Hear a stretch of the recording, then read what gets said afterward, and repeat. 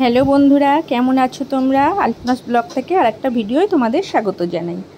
দেখো, এখানে তোমরা দেখে বুঝতেই পারছো সবজির ছড়াছড়ি। সবজিগুলো বাজার থেকে নিয়ে এসছে, ব্যাগ ধরে উল্টে ঢালা হয়ে গেছে। আর সবচেয়ে মজার কথা হলো, আজকে শুক্রবার, আমার কর্তা মহাশয় বাড়িতে রয়েছেন। তা হঠাৎ করে ওনার কী শখ গেছে, বললো তোমরা কেটে কুটে দাও, আমি রান্নাটা করে দিচ্ছি। মেয়ে তো এলো না, প্রথমে আমি বললো পুঁই শাকটা কেটে দাও। প্রথমে বলেছিল হবে না, চিংড়ি মাছ তুলে দাও। চিংড়ি মাছটা ফ্রিজে ঢুকিয়ে দিয়েছিলাম, মাছ ধুয়ে দিয়েছিলাম। তা বললো না, একটু চিংড়ি মাছ বেছে দাও, একটু পুঁই শাক রান্না করবো। রীতিমতো চিংড়ি মাছ বেছে ধুয়ে কেটে পরিষ্কার করে দিতে, এই যে এদিকে ডাল সম্বর দিয়ে নামিয়ে দিয়েছে, আর ওদিকে পুঁই শাকও বসিয়ে দিয়েছিল। আগে চিংড়ি মাছটা আমি বেছে বুছে পরিষ্কার করে দিতে, পরে আবার দিয়ে দিয়েছিল। এই দেখো হয়েও গেছে পুঁই শাক, এই যে নামিয়ে নিচ্ছে।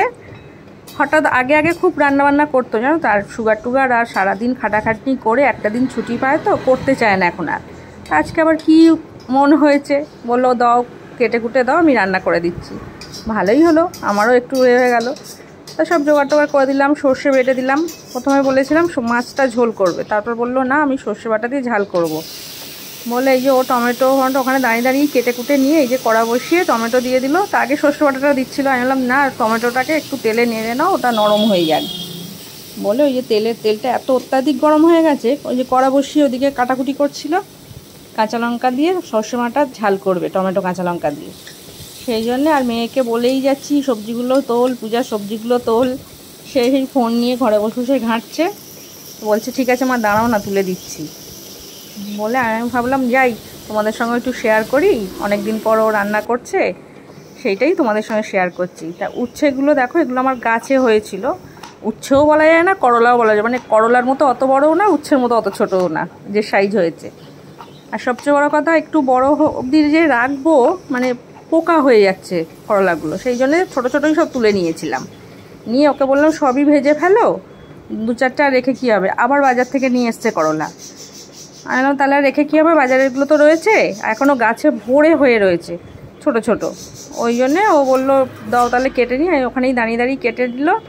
আর এই যে সর্ষে বাটা দেখো, সর্ষেটা দিয়ে দিয়েছে, আর ধনে পাতাগুলো নিয়ে নিচে বসে গেছে, ওগুলোকে বেছে কাটবে বলে ছুরি নিয়েছে হাতে। আর এখানে এই যে কলমি শাক, নোটে শাক। আমার কর্তা মহাশয়ের একটা জিনিস খুব আছে, বাজারে গেলে যত রকমের শাক পাবে পারলে সবই তুলে নিয়ে আসে। আমি বলে বলে বলে বলে এখন তাও কমিয়েছি। তাও দেখো পুঁই শাক রান্না হচ্ছে, কলমি শাক আর নোটে শাক নিয়ে এসছে। ওনার একটাই বক্তব্য, রোজ রোজ কে বাজার যাবে। ওর যেহেতু টাইম হয় না, ওর মর্নিং ডিউটি, সকালবেলা বেরিয়ে যায়, টাইম হয় না, ওই জন্য বলে রোজ রোজ বাজারকে যাবে। আর এই দেখো ধনে পাতাগুলো আমি একটু পরিষ্কার করে ধুয়ে দিলাম, চুবড়ি কেটে দিয়েছিল, বললো ধুয়ে দাও একটু, ধুয়ে দিলাম। সেই জন্য ওই বাজারে গেলে সব তুলে নিয়ে চলে আসে। আর দেখো আগের ভিডিওয়ে বলেছিলাম আমি যে ও 2 বস্তা পেঁয়াজ কিনে নিয়ে এসেছিলো, এই যে দেখো, মানে অর্ধেক পচে যাচ্ছে, ওকে দিয়ে দিয়েছি। এখনও এত পেঁয়াজ আমার স্টোর রুমের দরজাটা খুলে ওইখানে নিচে বস্তা পেতে আর এরকম ঢেলে রেখেছে। আর এইটা বড় একটা প্লাস্টিকের গামলা, তার মধ্যে তুলে রেখেছে। এত পেঁয়াজ কে খায় বলো? অথচ দেখো নিজে রান্না করছে, পেঁয়াজ ইউজ করছে না। কিসে দেবে পেঁয়াজ বলো না? পেঁয়াজ বলে মানুষ কত খাবে? আমি তাই বলছিলাম যে তুমি যদি একটা আলু নিয়ে আসতে, কিছু না হোক আলু চিপস কেটে আমি করে রেখে দিতাম, চিপস বানিয়ে রাখতাম বাড়িতে বেশি করে। তারপর এই যে উচ্ছেগুলো আমি একটু ধুয়ে ধায়ে পরিষ্কার করে দিলাম, মোটামুটি সব ও কেটে কুটে করে নিলাম। আমি শুধু শাক টাকগুলো কেটে দিয়েছি, মাছ টাছগুলো ধুয়ে পরিষ্কার করে দিয়েছি, দিয়ে ঘরে চলে গেছিলাম। ও রান্না করেছিল। রান্না করে আর একটা জিনিস মজার হলো কি বলতো, ও যদি রান্না করতে আসে একদম গ্যাস ট্যাস পরিষ্কার করে দিয়ে ওখান থেকে সরে। এইটা খুব ভালো লাগে, মানে আমাকে আর গ্যাসটায় হাত দিতে হয় না, ও পরিষ্কার করে দেয়। বাসনগুলো আর মাজিয়ে নিই, আগে তাও করতো জানো, রান্না করতে গেলে বাসনগুলোও মেজে নিত। এখন আর পারে না তো, কষ্ট হয়, ওই জন্য ওই বাসন কোসনগুলো রেখে দিয়েছে, ওগুলো আমি পরে পরিষ্কার করে নেবো। আর ও রান্না করে গ্যাস ফ্যাসগুলো সব পরিষ্কার করে দিয়েছে। দিয়ে এই যে মাছ ঢেলে নিয়েছে, মাছ হয়ে গেছে, অল্প একটু সর্ষে দিয়ে করে নিয়েছে। ওই দেখো আলুগুলো ঢালা ছিল, আলুর ঝোড়াটা ধরে ঘরে রাখতে যাচ্ছে, আর মেয়েটাকে বলে বলে বলে বলে লাস্টে আম কাটতে বসেছে।